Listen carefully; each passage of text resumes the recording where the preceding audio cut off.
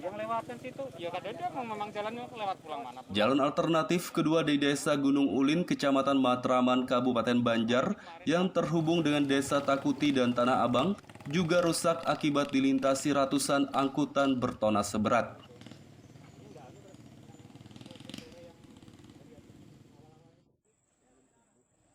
Setelah ditutupnya jalan Desa Gunung Ulin yang terhubung dengan Desa Gunung Mas, jalan alternatif dialihkan dari Tanah Abang hingga Desa Takuti, namun tetap melintas ke Desa Gunung Ulin.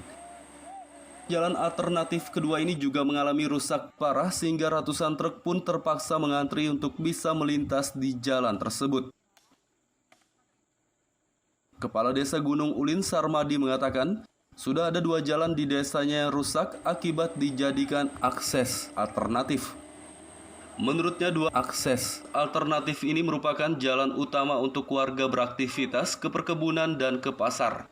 Untuk itu ia berharap pemerintah segera memperbaiki jalan rusak tersebut dan mendesak agar perbaikan jembatan Banua Anyar segera rampung sehingga jalan di desanya tidak dilalui angkutan bertona seberat lagi.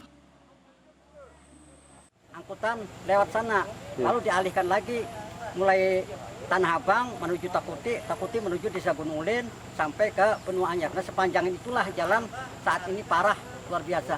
Nah, jadi kami mengharap kepada pemerintah, baik pemerintah daerah Kabupaten Banjar maupun pemerintah ke provinsi dan juga pemerintah pusat, yaitu dari Bapak Presiden Pak Jokowi, kami mengharap, kami mewakili dari masyarakat beberapa desa ini mulai dari Tanah Abang, Takuti, Gunung Ulin, dan Benua Anyar.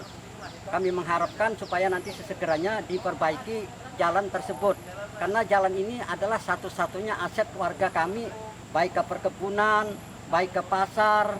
Nah, kalau ini nanti tidak bisa secepatnya tidak diperbaiki, nah warga kami kesulitan Pak untuk keluar masuk.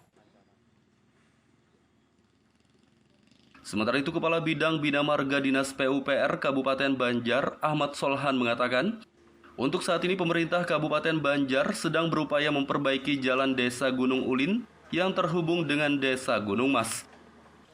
Namun menurutnya perbaikan hanya bisa dilakukan seadanya lantaran anggaran yang terbatas.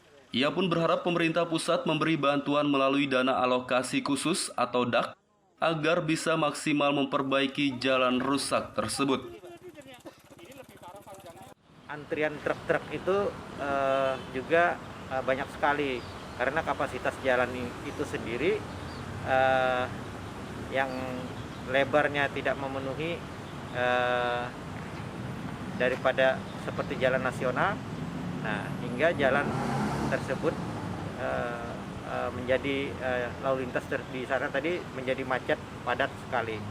Nah, harapan kami Kabupaten Banjar mohon untuk diberi bantuan pendanaan melalui dana DAK APBN, apakah itu nanti DAK perubahan ataupun DAK 2022.